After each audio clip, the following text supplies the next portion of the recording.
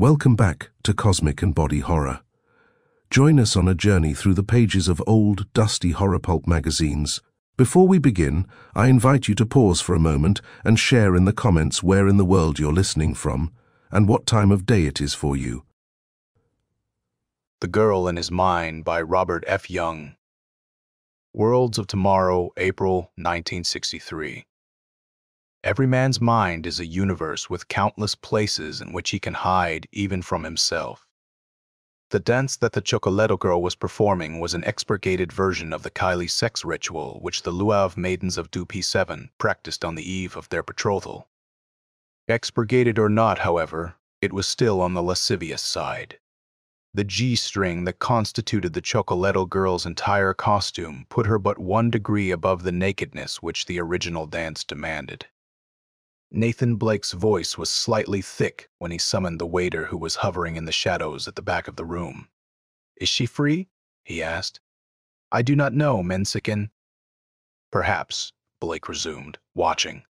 The girl's movements were a delicate blend of love and lust. Her face accompanied her body, eyes half-lidded one moment to match the languid motion of her limbs, wide and feral the next to match the furious bump and grind of her hips. For a Chocolatto, she was light-skinned, more bronze really than brown. But then the word Chocolatto, coined by the early Bechelemere traders, was misleading, and few of the natives of P4's southernmost continent lived up to it completely. She was beautiful, too. Her high, cheek-boned face was striking, the eyes dark brown and wide apart, the mouth sensuous, the teeth showing in a vivid white line between the half-parted purple lips. And her body was splendid. Blake had never seen anyone quite like her. He beckoned to her when the dance was over, and after slipping into a white thigh-length tunic, she joined him at his table. She ordered Martian wine in a liquid voice and sipped it with a finesse that belied her cannibalistic forebears.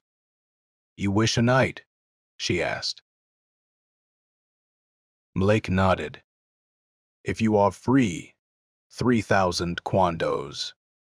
He did not haggle, but counted out the amount and handed it to her. She slipped the bills into a thigh-sheath purse, told him her hut number, and stood up to leave. "I will meet you there in an hour," she said. Her hut was as good a place to wait for her as any. After buying the bottle of native whiskey at the bar, Blake went out into the Doobie forenight and made his way through the labyrinthine alleys of the native sector. In common with all Chocolatto huts, Eldoria's was uncared for on the outside and gave a false impression of poverty. He expected to find the usual hanger-on waiting in the anteroom and looked forward to booting him out into the alley. Instead, he found a young girl, a human girl.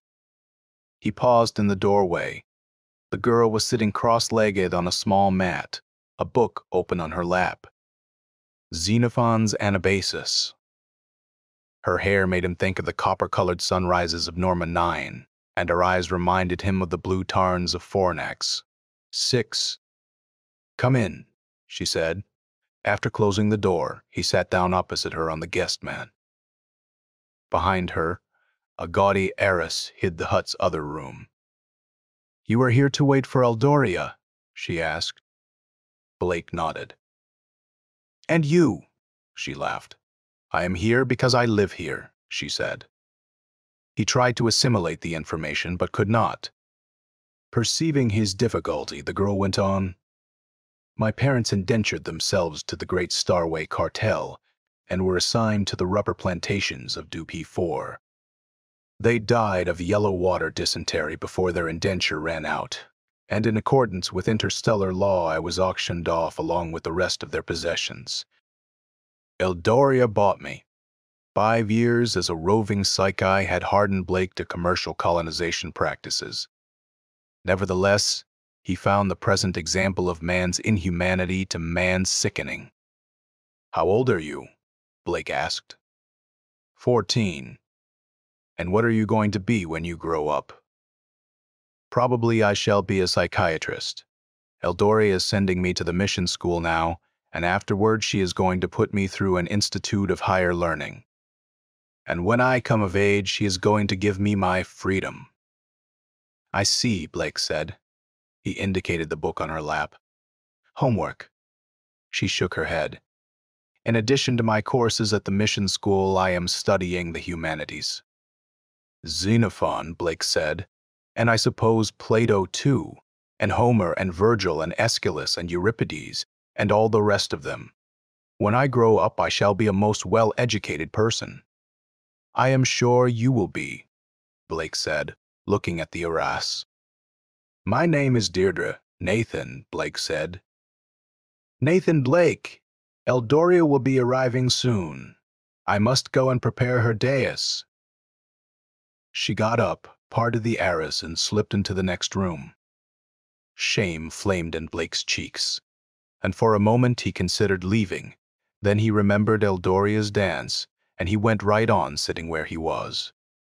Presently the girl returned, and not long afterward the cloying scent of native incense crept beneath the arras and permeated the anteroom.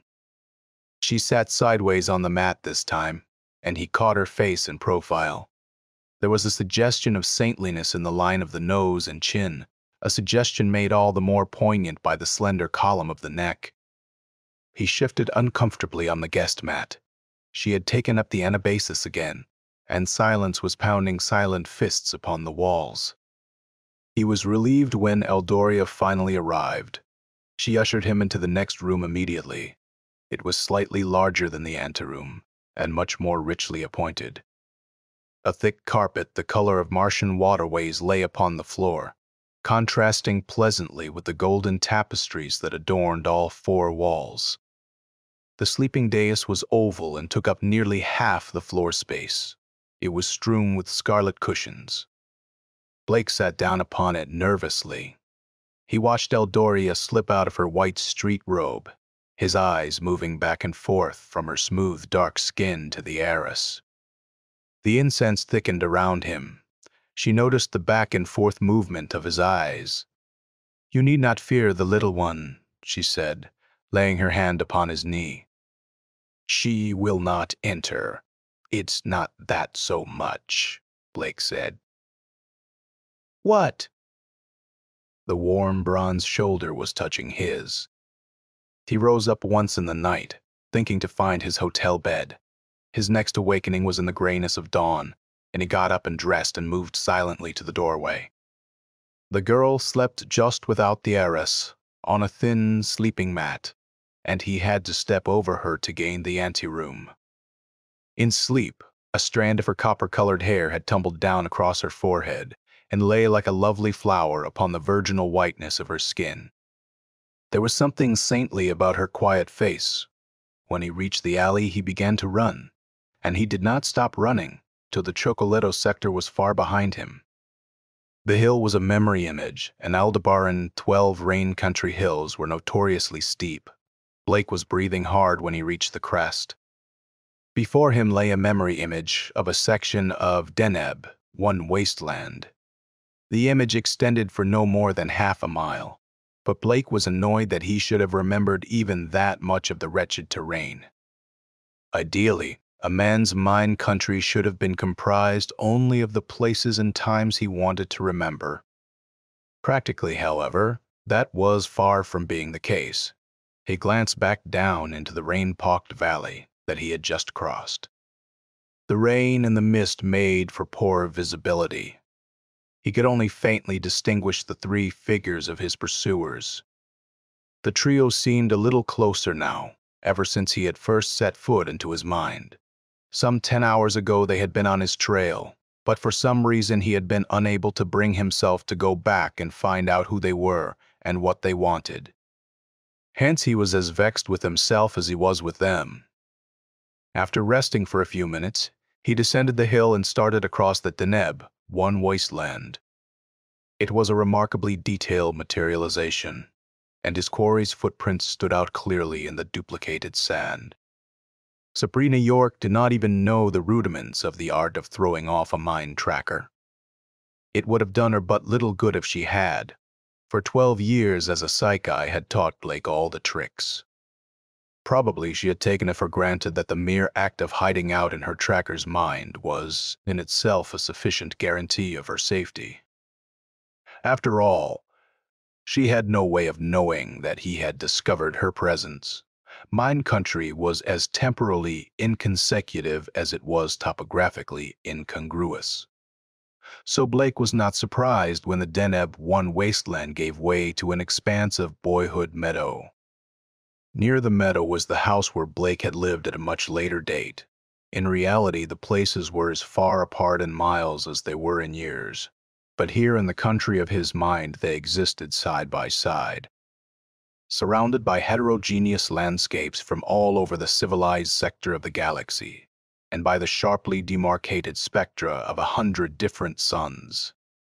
A few of the suns were in the patchwork sky, Sirius, for example, and its twinkling dwarf companion. Most of them, however, were present only in their remembered radiance. To add to the confusion, scattered night memories interrupted the hodgepodge horizon with columns of darkness, and here and there the gray column of a dawn or dusk memory showed. The house was flanked on one side by a section of a new Earth spaceport, and on the other by an excerpt of an ex-Earth city block. Behind it flowed a brief blue stretch of Martian waterway.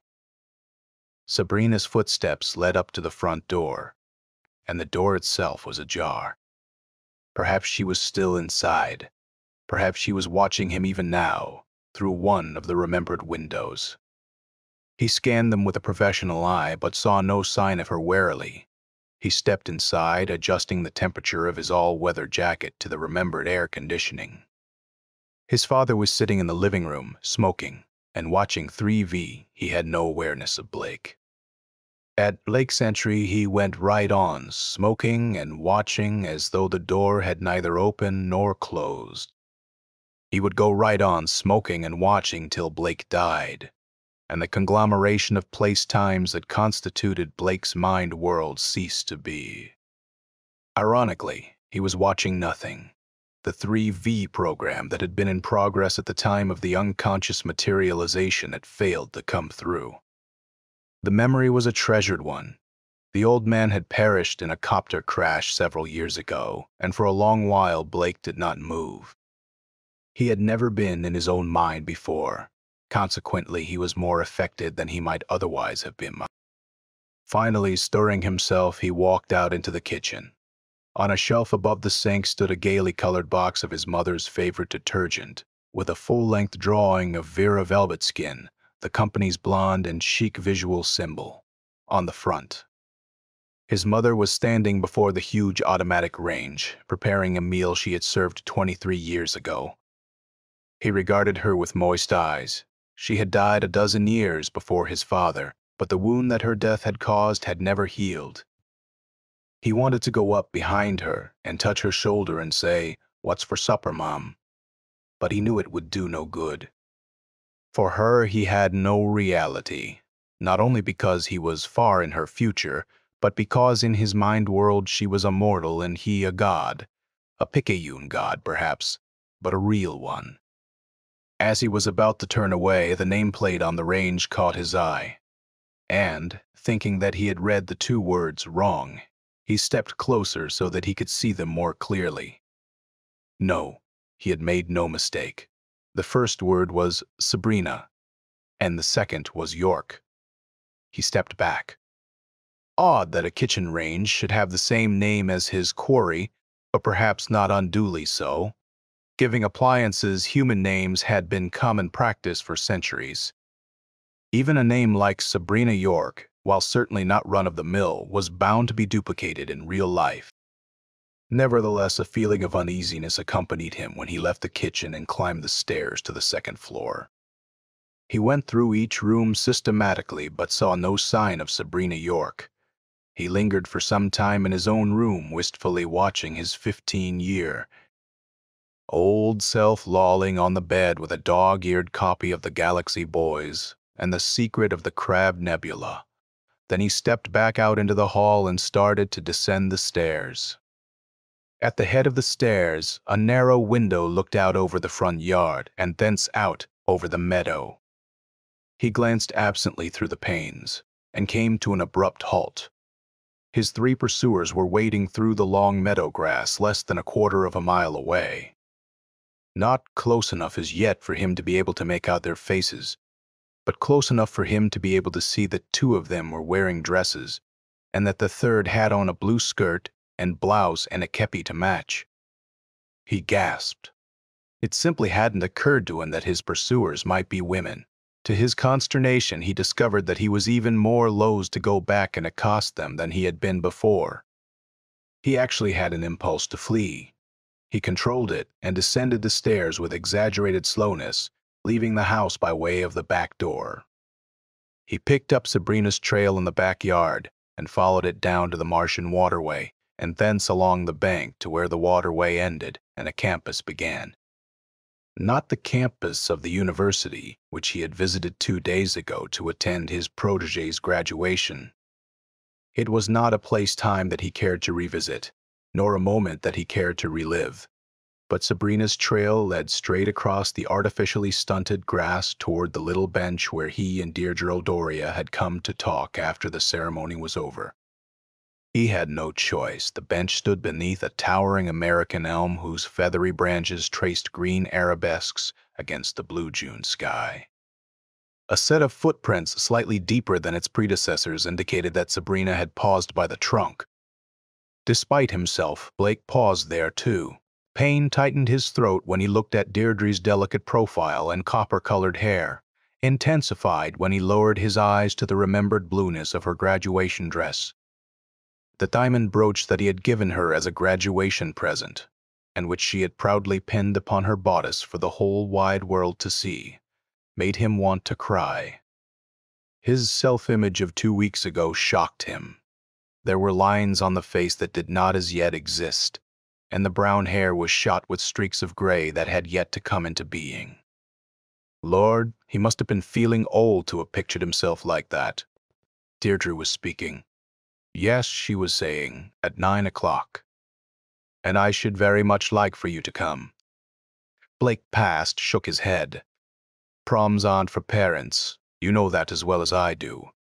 That young man you were talking with a few minutes ago, he's the one who should take you. He'd give his right arm for the chance.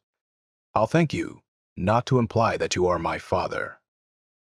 One would think from the way you talk that you are centuries old. I am 38, Blake Past said. And while I may not be your father, I am certainly old enough to be. That young man.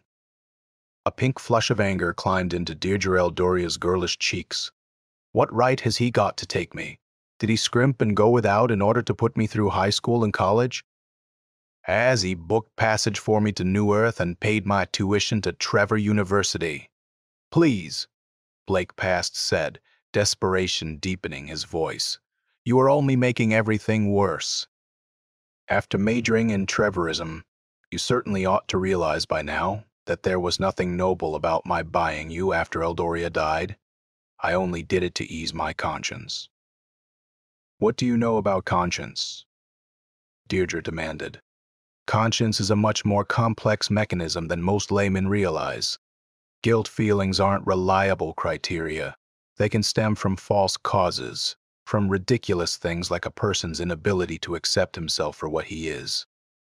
Abruptly, she dropped the subject. Don't you realize, Nate, she went on a little desperately, that I am leaving tomorrow and that we won't see each other again for years and years? I'll come to New Earth to visit you, Blake said. Venus is only a few days distant on the new ships. She stood up. You won't come. I know you won't. She stamped her foot. And you won't come to the prom either. I know that too. I knew it all along. Sometimes I am tempted to. Abruptly, she broke off. Very well then, she went on. I'll say goodbye now then. Blake Past stood up too. No, not yet. I'll walk back to the sorority house with you. She tossed her head, but the sadness in her tarn blue eyes belied her hauteur. If you wish, she said. Blake, present, watched them set out side by side toward the remembered halls of learning that showed in the distance. There had been other people present on the campus that afternoon. But as they had failed to register on Blake Past's mind, they did not exist for Blake Present.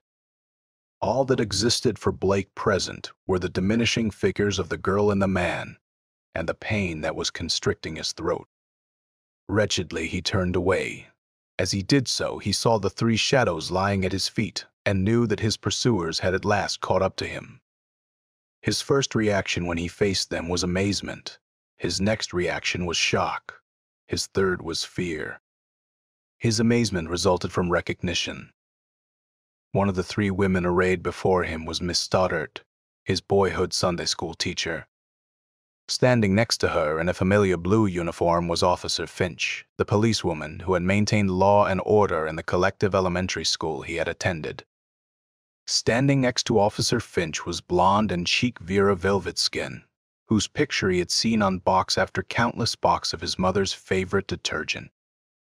His shock resulted from the expressions on the three faces. Neither Miss Stoddard nor Officer Finch ever particularly liked him, but they had never particularly disliked him either. This Miss Stoddard and this Officer Finch disliked him, though they hated him. They hated him so much that their hatred had thinned out their faces and darkened their eyes. More shocking yet, Vera Velvetskin, who had never existed save in some copywriter's mind, hated him too. In fact, judging from the greater thinness of her face and the more pronounced darkness of her eyes, she hated him even more than Miss Stoddard and Officer Finch did. His fear resulted from the realization that his mind world contained phenomena it had no right to contain, not if he was nearly as well adjusted as he considered himself to be. The three women standing before him definitely were not memory images. They were too vivid. For one thing.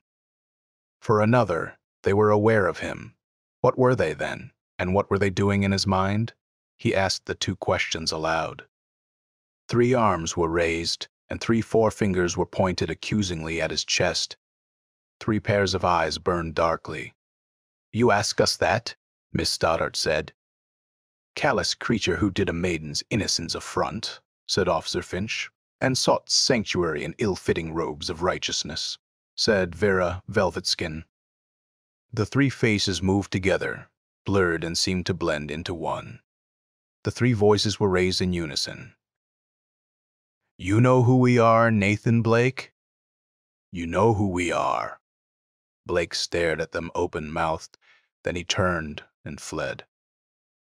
It had taken man a long time to discover that he was a god in his own right, and that he too was capable of creating universes. Trivial universes, to be sure, when compared with the grandeur and scope of the objective one, and peopled with ghosts instead of human beings, but universes nonetheless.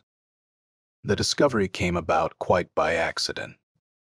After projecting himself into a patient's memory one day, a psychologist named Trevor suddenly found himself clinging to the slope of a traumatically distorted mountain. His patient was beside him. The mountain proved to be an unconscious memory image out of the patient's boyhood, and its country proved to be the country of the patient's mind. After many trials and errors, Trevor managed to get both himself and his patient back to the objective world, and not long afterward he was able to duplicate the feat on another case. The next logical step was to enter his own mind, and this he also succeeded in doing. It was inevitable that Trevor should write a book about his discovery and set about founding a new school of psychology. It was equally inevitable that he should acquire enemies as well as disciples. However, as the years passed and the new therapy which he devised cured more and more psychoses, the ranks of his disciples swelled and those of his enemies shrank.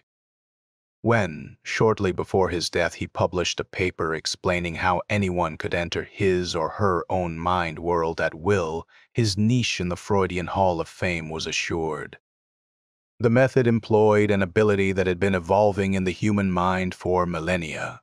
The ability to project oneself into a past moment, or to use Trevor's term, a past place-time. Considerable practice was required before the first transition could be achieved, but once it was achieved, successive transitions became progressively easier. Entering another person's mind world was of course a more difficult undertaking, and could be achieved only after an intensive study of a certain moment in that person's past. In order to return to the objective world, it was necessary in both cases to locate the most recently materialized place-time and take one step beyond it. By their very nature, mind countries were confusing. They existed on a plane of reality that bore no apparent relationship to the plane of the so-called objective universe. In fact, so far as was known, the secondary or subjective reality was connected to so-called true reality only through the awareness of the various creators. In addition, these countries had no outward shape in the ordinary sense of the word, and while most countries contain certain parallel images, these images were subject to the interpretation of the individual creator. As a result, they were seldom identical. It was inevitable that sooner or later some criminal would hit upon the idea of hiding out in his own mind world till the statute of limitations that applied to his particular crime ran out. And it was equally inevitable that others should follow suit. Society's answer was the psyche police. And the psyche police hadn't been in action very long before the first private psycheye appeared. Blake was one of a long line of such operators so far as he knew. The present case represented the first time a criminal had ever hidden out in the pursuer's mind. It would have been a superb stratagem indeed if shortly after her entry, Sabrina York had not betrayed her presence. For her point of entry, she had used the place-time materialization of the little office Blake had opened on X-Earth at the beginning of his career. Unaccountably, she had ransacked it before moving into a coterminous memory image. Even this action wouldn't have given her away, however, if the office hadn't constituted a sentimental memory. Whenever Blake accepted a case, he invariably thought of the bleak and lonely little room with its thin-gauge steel desk and battered filing cabinets, and when he had done so after accepting his case, or was it before? He couldn't quite remember. The mental picture that had come into his mind had revealed open drawers, scattered papers, and a general air of disarray. He had suspected the truth immediately, and when he had seen the woman's handkerchief with the initials ISB embroidered on it, lying by one of the filing cabinets, he had known definitely that his quarry was hiding out in his mind. Retiring to his bachelor quarters, he had entered at the same place-time and set off in pursuit. Her only advantage lost, Sabrina York was now at his mercy. Unless she discovered his presence and was able to locate his most recently materialized place-time before he overtook her, her capture was assured. Only two things bothered Blake. The little office was far in his past, and it was unlikely that anyone, save the few intimate acquaintances whom he had told about it, were aware that it had ever existed. How, then, had a total stranger such as Sabrina York learned enough about it to enable her to use it as a point of entry? The other thing that bothered him was of a much more urgent nature. He had been in enough minds, and he had read enough on the subject of Trevorism to know that people were sometimes capable of creating beings considerably higher on the scale of mind-country evolution than ordinary memory ghosts. One woman whom he had apprehended in her own mind had created a walking, talking Virgin Mary, who watched over her wherever she went. And once, after tracking down an ex-enlisted man, he had found his quarry holed up in the memory image of an army barracks with a 10-star general waiting on him hand and foot. But these, and other, similar cases, had to do with maladjusted people, and moreover, the super-image in each instance had been an image that the person involved had wanted to create. Therefore, even assuming that Blake was less well-adjusted than he considered himself to be, why had he created three such malevolent super-images as Miss Stoddart, Officer Finch, and Vera Velvetskin? They followed him off the campus into a vicarious memory image of Walden Pond, the Rose Shack, and the encompassing woods. Judging from the ecstatic ohs and ahs they kept giving voice to, the place delighted them. Once, glancing back over his shoulder, he saw them standing in front of Thoreau's shack, looking at it as though it were a doll's house. Not far away, Thoreau was sitting in under a tall pine, gazing up into the branches at a bird that had come through only as a vague blur of beak and feathers. Blake went on. Presently, the Walden Pond memory image gave way to a memory image of an English park which the ex-Earth government had set aside as a memorial to the English poets, and which had impressed Blake sufficiently when he had visited it in his youth to have found a place for itself in the country of his mind. It consisted of reconstructions of famous dwellings out of the lives of the poets. Among them, a dwelling out of the life of a poet who was not in the strictest sense of the word English at all, the birthplace of Robert Burns. Oddly enough, it was Burns's birthplace that had impressed Blake most.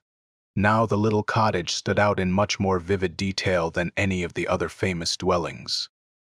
Sabrina York must have been attracted to the place, for her footprints showed that she had turned in at the gate, locked up the little path, and let herself in the door.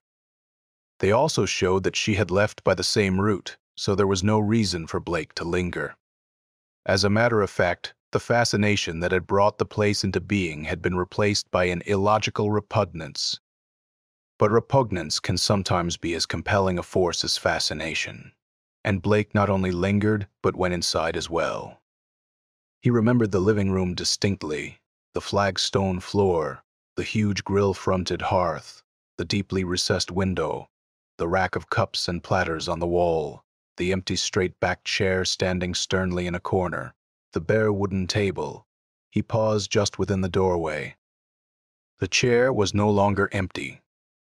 The table no longer bare. A man sat on the former, and a bottle of wine stood on the latter. Moreover, the room showed signs of having been lived in for a long time. The floor was covered with tracked-in dirt, and the walls were blackened from smoke. The grill work of the hearth was begrimed with grease. Whatever else he might be, the man sitting at the table was not an image out of the past. He was too vividly real. He was around Blake's age, and about Blake's height and build. However, he was given to fat. Sane. His paunch contrasted jarringly with Blake's trim waist.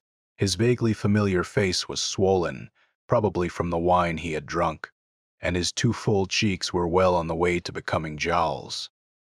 His bloodshot eyes were underscored with shadows, and his clothing consisted of odds and ends out of Blake's past. A tattered too-tight pullover, with the letter L on the front, a pair of ragged red-plaid hunting breeches, and a pair of cracked riding boots. Blake advanced across the room and picked up the bottle. One sniff told him that it came from a memory image of a Martian wine cellar. He set the bottle back down. "Who are you?" he demanded. The man looked up at him sardonically. "Call me Smith," he said. "If I told you who I really am, you wouldn't believe me. What are you doing in my mind?" "You should know the answer to that one, you put me here." Blake stared. "Why, I've never even seen you before." "Granted," Smith said, "but you used to know me. As a matter of fact, you and I used to get along together famously." He reached around and got a cup off the wall rack. "Pull up a chair and have a drink." "I've been expecting you." Bewildered, Blake sat, but shoved the cup aside. "I don't drink," he said. "That's right," Smith said. "Stupid of me to forget." He took a swig out of the bottle, set it back down. "Let's see, it's been 7 years now, right? How the devil did you know?" Smith sighed. "Who should know better than I? Who indeed? But I guess I can't kick too much. You certainly materialized enough of the stuff in your, shall we say, wilder days." He shook his head. "No, I can't say I've suffered in that respect." Comprehension came to Blake then. He had heard of the parasites who lived in other persons' minds, but this was the first time he had ever happened to run across one. "Why, you are nothing but a mind-comber," he said. "I should have guessed." Smith looked hurt. "You do me a grave injustice, friend, a very grave injustice. And after my being so considerate of this cottage and using the back door and everything. The young lady who stopped by a little while ago was much more understanding than you are." "You talked with her, then?" Blake asked. He suppressed a shudder. For some reason, it horrified him that his quarry should be aware that so despicable a creature inhabited his mind. What does she look like? You know what she looks like. But I don't. I took the case on such short notice that I didn't have a chance to get a picture or even a description of her. Smith regarded him shrewdly. What did she do? She murdered her father. Blake said, Smith guffawed. I should have known it would be something like that. Ties in perfectly. By the way, what's her name? Sabrina York. Not that it's any of your business. Oh, but it is my business, as much my business as yours. As a matter of fact, I'm going to help you find her. Blake stood up. No, you are not, he said. You are going to get out of my mind, and you are going to stay out. He paused as a knock sounded on the door. Smith answered it, and a moment later Miss Stoddard, Officer Finch, and Vera Velvetskin filed into the room and arrayed themselves before Blake. Again 3 arms were raised. Again 3 forefingers were pointed accusingly at his chest. Wretched creature, said Miss Stoddard. Consorting with so foul a fiend, said Officer Finch. And in so vile a den of iniquity, said Vera Velvetskin. For a while, Smith just stood there staring at the 3 visitors. Then he turned toward Blake. Well, I'll be damned, he said. You really do have an overactive conscience, don't you? He faced the 3 women again. Get off his back, you creeps. Can't you see he's got enough troubles without you dogging his footsteps? He opened the door. Out, all of you, before I throw you out. 3 frightened looks settled on the 3 thin faces, but neither Miss Stoddard nor Officer Finch nor Vera Velvetskin made a move in the direction of the door till Smith advanced upon them with lowering countenance. Then they fairly scampered from the room. Officer Finch was the last in line, and Smith helped her along with the toe of one of Blake's cracked boots. The shriek she emitted coincided with the slamming of the door. Smith leaned weakly against the door and began to laugh. Shut up, Blake said, and tell me who they are. Tears were rolling down Smith's blotchy cheeks. You know who they are. You created them, didn't you? The skinny one is the one who told you about Moses and the bulrushes, and the husky one is the one who saw to it that you didn't step out of line in school, and the one with the nice shape is the one you associate with the immaculateness of your mother's kitchen sink. Spiritual virtue, civil virtue, and physical virtue. But why did I create them? Blake demanded. And why are they following me around like a bunch of vindictive harpies? There.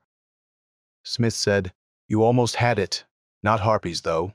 Furies, Erinyes, Tisiphon, Megaera, Alecto. You created them because you wanted to punish yourself. You created them because you can't accept yourself for what you are.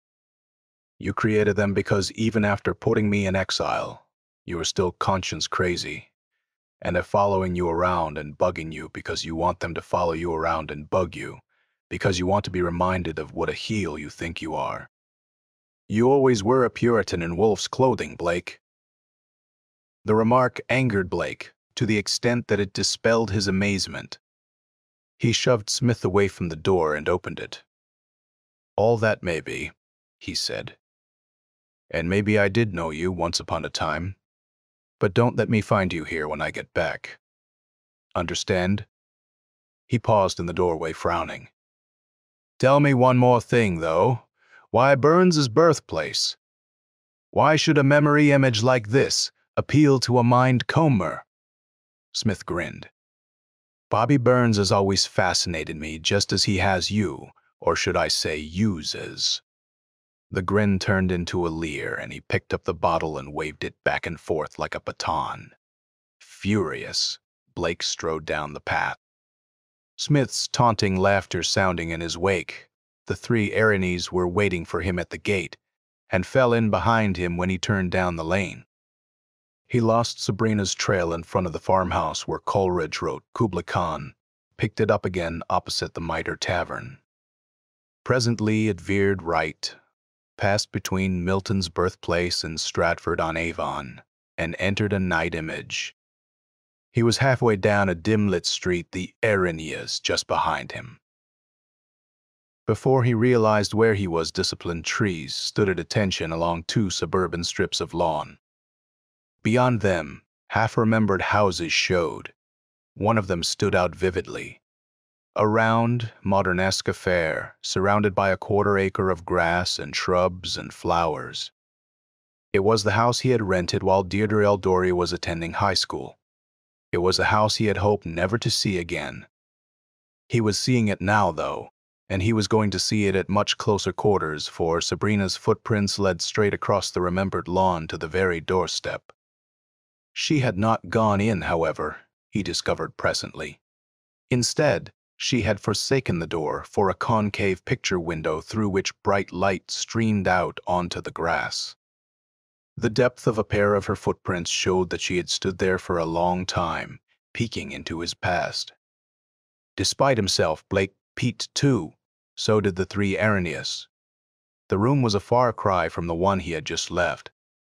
The hearth was built of meticulously mortared red bricks. The thick rug was a two-dimensional garden of multicolored flowers. There were exquisite tables and flower petal stools. There were deep chairs that begged to be sat in. A sybaritic sofa occupied an entire wall. On the sofa sat a man and a girl. The man was himself at the age of 34. The girl was Deirdre Eldoria at the age of 17. Blake past was helping her with her lessons. The moment was a composite of 100 similar scenes. Now she raised her eyes from the book on her lap, and Blake past caught her girlish profile. And Blake present, standing in the soft and scented darkness of the remembered spring night, with the three Erinyes breathing down the back of his neck, caught it too, and both Blake's knew pain. Now she returned her attention to the book, and Blake past leaned forward in order to read the passage that she was in doubt about. And as he did so, her copper-colored hair touched his cheek, and the warm tingle of the contact traveled down through the years to Blake present. Overcome by the poignancy of the moment, he stepped back from the window, colliding with the three Erinyes as he did so. They moved a little distance away, arrayed themselves, and started to raise their right arms. "Oh, can it?" Blake said disgustedly. In the darkness behind him, someone laughed. "My love, she's but a lassie yet," Smith sang in a cracked baritone. "We'll let her stand a year or twa. She'll no be half sae saucy yet." Blake whirled and flashed his light into the shadows. The light picked up Smith's retreating figure. "Get out of my mind!" Blake shouted. "Do you hear me? Get out of my mind!" Laughter danced in the darkness. Silence ensued. Turning back toward the window, Blake saw that Blake past and Deirdre yesterday were leaving the living room. He watched them come out the front door, walk around the corner of the house, and start down a starlit garden path. Forsaking Sabrina's trail, he followed them along the path, the Erinyes at his heels, and watched them sit down on a little white bench beside a rose riotous trellis. As he watched, Blake past broke one of the roses free and pinned it in Deirdre's cupreous hair. Blake present plunged away from the moment and picked up Sabrina's trail again. "Why did I sit there beside her?" he demanded silently, of the remembered stars. "Sit there beside her like her lover when the roses were in bloom. Father protector, father fool, I slept with her mistress, and I would have been her naze. Within earshot of her conched ear I lay with her black whore mother, and when the satyr in me was replete, I stepped over her thin child's body and ran away." Behind him, in the night, the Erinyes hissed and murmured to each other gloatingly. Sabrina's trail had been erratic before. Now it became even more so. It approached this boundary and that only to veer off in another direction. Sometimes it doubled back upon itself, and each time Blake was able to cut down on her lead. He should have been elated. Strangely, however, he was not. Instead, a feeling of uneasiness afflicted him, increasing as the distance between them shrank. At length, After detouring around an impassable memory image of deep space, the trail extended into what at first appeared to be a vast woodland park. It was not a park, though it was a do-pay-for rubber plantation. Blake groaned. Did he have to relive this sequence too? Apparently he did. Sabrina's footprints were deep and undeniable in the soft earth. They pointed unerringly in the remembered direction. Had she discovered that he was following her? Was she deliberately torturing him by making him backtrack along a mental trail that he wanted desperately to avoid? It would certainly seem so. He forced himself to move forward among the gray ghosts of trees. He crossed a shallow, scum-covered stream, leaping from rock to rock, and afterward climbed a hill. Hearing a loud splash behind him, he turned and looked back. Miss Stoddart, in trying to cross the stream, had lost her balance and fallen in, and Officer Finch and Vera Velvetskin were trying to help her to her feet. As he watched, they too lost their balance and joined their companion in the greenish water. There followed a period of hysterical floundering, after which the trio waded, dripping and bedraggled, to the bank. Blake would have laughed, had not the place time oppressed him. Descending the opposite slope of the hill, he entered a wide valley. Presently he glimpsed the buildings of the Great Starway Cartel processing plant through the trees. The overseer's bungalow was visible just to the left, and it was toward this latter structure that Sabrina's footprints pointed. The original clearing had swarmed with chocolattos. Blake's, however, did not.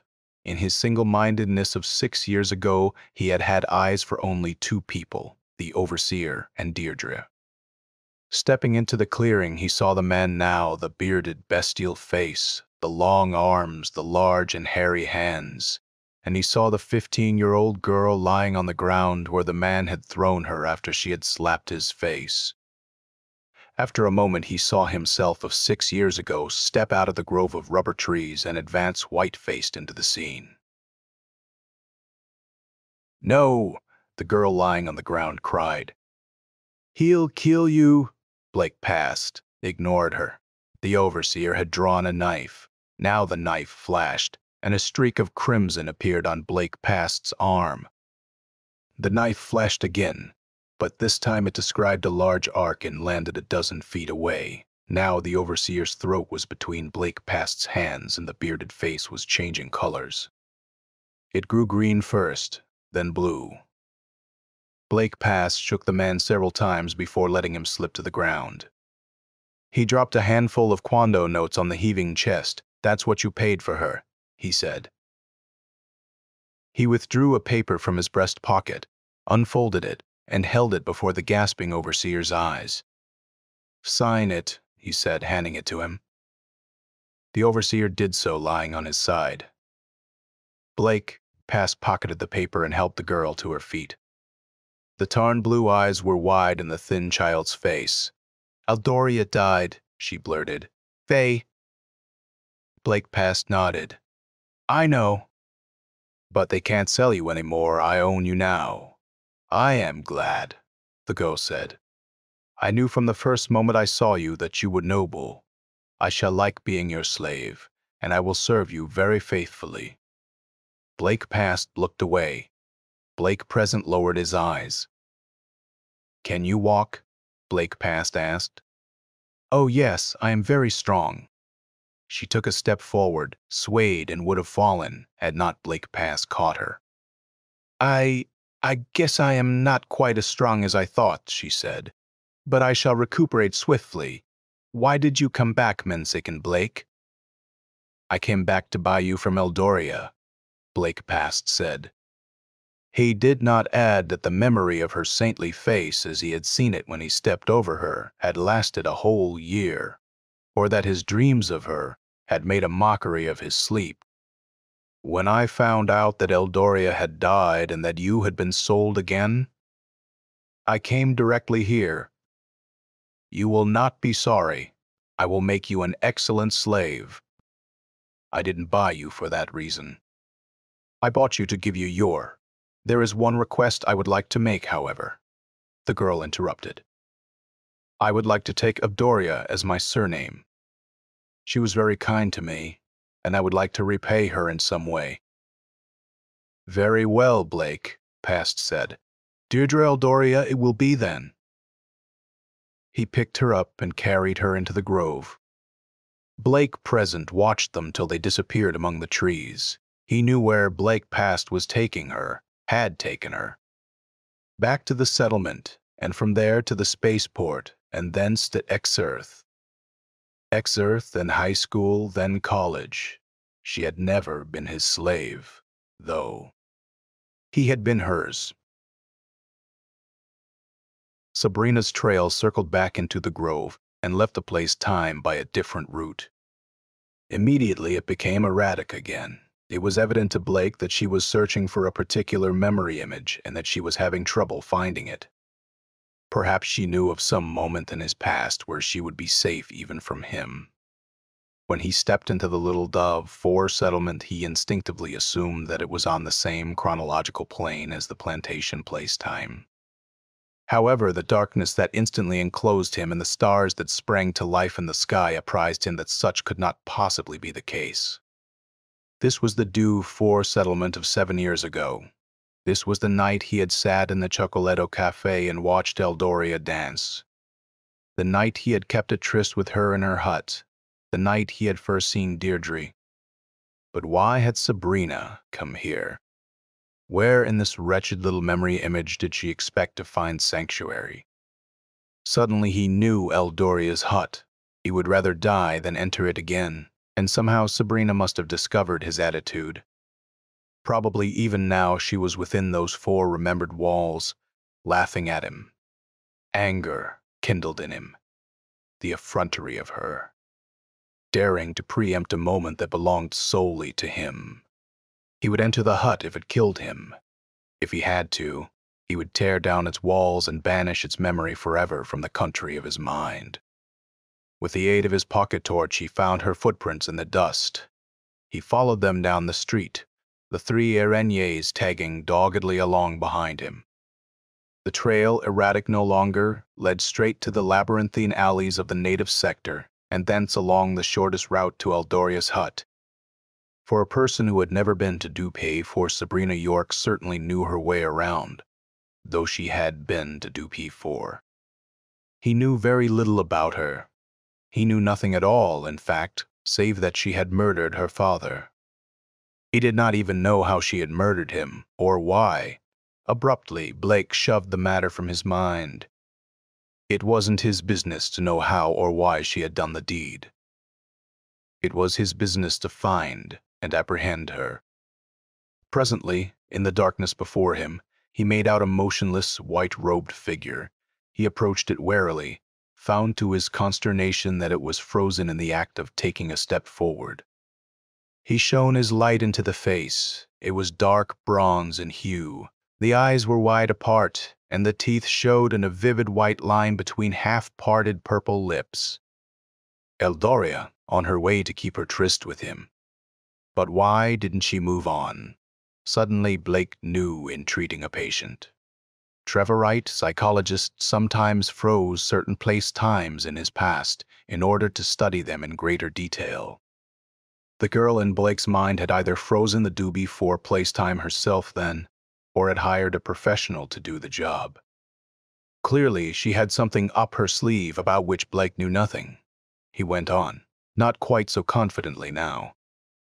He had proceeded less than a dozen steps when he saw the brooch. It was lying in the dust just to the left of one of Sabrina's footprints, and it threw back the light of the torch in glittering shards that hurt his eyes.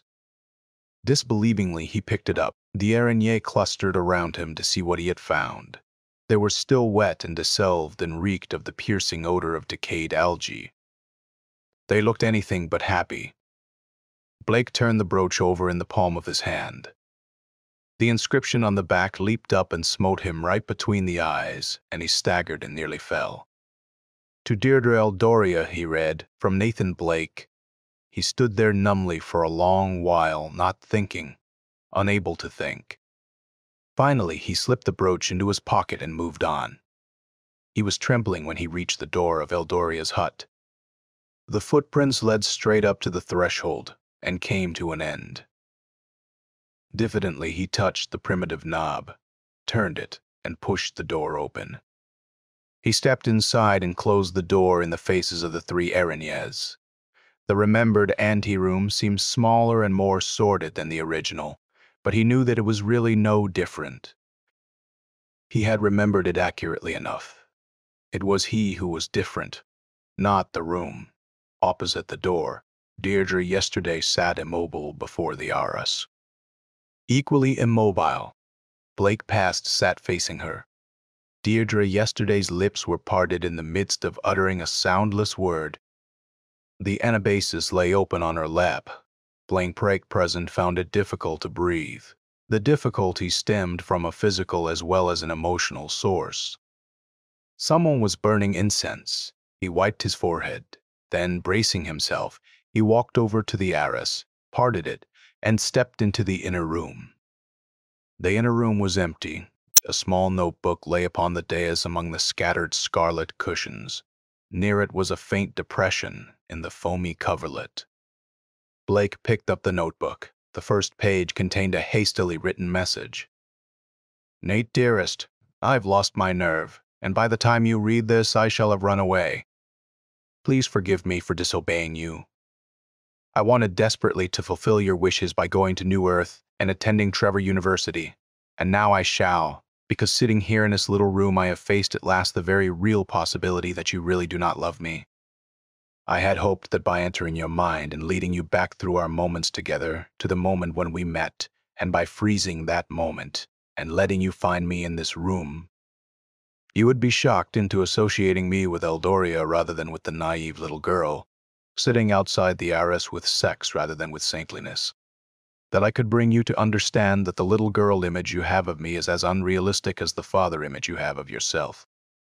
But the passing moments have made me realize that all this while I have been deluding myself with false hopes, and that I am merely hopelessly in love with a man who does not regard me as a woman at all, who—" Here, the message broke off as abruptly as it had begun. There was a mist before Blake's eyes, and he could not swallow. He bent down and felt the depression in the coverlet. It was still warm. There had been no footprints leading away from the hut. He remembered straightening. He surveyed the golden tapestries that adorned the room's four walls. It was not at all difficult to pick out the one behind which she was standing. It was difficult, though, to go over and raise it. Her face was pale, and the khaki hiking suit she was wearing made it seem all the more so. She stepped out of her hiding place, and he let the tapestry fall into place behind her. She would not meet his eyes. "In another moment I would have been gone," she said. "Oh, Nate, why did you come so soon?" Suddenly the arras parted, and Smith stepped into the room. Without pausing, he advanced across the resilient carpet, shoved Blake aside, and took Deirdre into his arms. He grasped her hair, pulled her head back, and bent his evil face toward hers, outraged. Blake seized the man's shoulder, spun him around, and struck him in the mouth. Instantly, his own mouth went numb, and he tasted blood. He knew who Smith was. Then, glancing into Deirdre's eyes, he saw that she knew too, and realized that she had known all along. He had read of the personality splits that sometimes occurred when there was an acute conflict between the Puritan and satyr, or the good and evil components of the psyche. But never having previously run across a real-life example, he had failed to tumble to the truth when he had entered Burns's birthplace cottage and seen Smith sitting at the table. When such splits occurred, the stronger component took over completely, and the weaker component was exiled to the country of the mind. In Blake's case, the Puritan component had been the stronger, and the satyr component the weaker, hence the latter had had to go. Smith, therefore, was but another aspect of himself, a flesh-and-blood alter ego who was overplaying his role in an attempt to force Blake into a response that would make the two of them one again. Knowing who Smith was, supplied Blake with the answer to who Sabrina York was. Unconsciously, he had been aware all along of Smith's presence in the English Park image. When he discovered that Deirdre had entered his mind, he had been so utterly horrified over the prospect of her running into his depraved alter ego that he had unconsciously concealed her presence from himself by supplying her with a fictitious identity. She had deliberately ransacked the little office and left her handkerchief behind in the process, in order to apprise him of her whereabouts and to induce him to follow her. But he had rejected the initials D.E. on her handkerchief and substituted the initials of the first name that came into his mind. Sabrina York. Next, he had needed a logical reason to go after her and bring her back. His profession had supplied part of it, and his father complex had supplied the other. In entering his mind instead of going to New Earth, Deirdre had disobeyed him, and thus, after a fashion, had symbolically destroyed him. Hence, Sabrina York had become the murderer of her father, and Blake had set out in pursuit of her in his capacity as a psycheye. Deirdre had been careful to leave a clear trail, and the reason she had dropped her brooch was to assure him that he was on the right track. Smith was wiping his mouth and grinning at the same time. Now he advanced upon the girl again. 20 years fell from Blake's shoulders as he shoved the man aside. The column of Deirdre's neck was strong and shapely. Her breasts were in full and virginal bloom. Who is she that looketh forth as the morning, fair as the moon, clear as the sun, and terrible as an army with banners? Hungrily, Blake took her in his arms. When a long time later he released her, Smith had disappeared. The three araignées were standing forlornly in the street when Blake and Deirdre left the hut. The hatred had vanished from their faces, and they were looking at each other as though they had just lost their last friend. Certainly they had lost their raison d'etre, Blake sighed. Having created them, he was responsible for their welfare. Now that they were unemployed, it was up to him to do something about it. Deirdre was regarding them with wide eyes. "Eumenides yet?" she gasped. "Oh, Nate, if you aren't the darndest." Blushing, Blake took her arm and beckoned to the araignées to follow him. He led the way cross-country to the Walden Pond image. The roe was still sitting under the tall pine, gazing raptly up at the blurred bird. The sunlight was warm and benign. Blake almost wished he could remain there himself. He had always been partial to Walden Pond. He faced the three araignées. He left them planning their new way of life. Being human, he would probably have need of them again. End of The Girl in His Mind by Robert F. Young. If you found this story interesting, take a moment to support the channel, hit subscribe, click the bell icon so you're notified of new stories, leave a comment, and give the video a thumbs up. Share it on your socials if you think others might enjoy pulp horror. And if you'd like to go a step further in reviving these forgotten horrors, you can click the Super Thanks button below or become a member of the channel. With your support, these dusty old stories may see the light once more.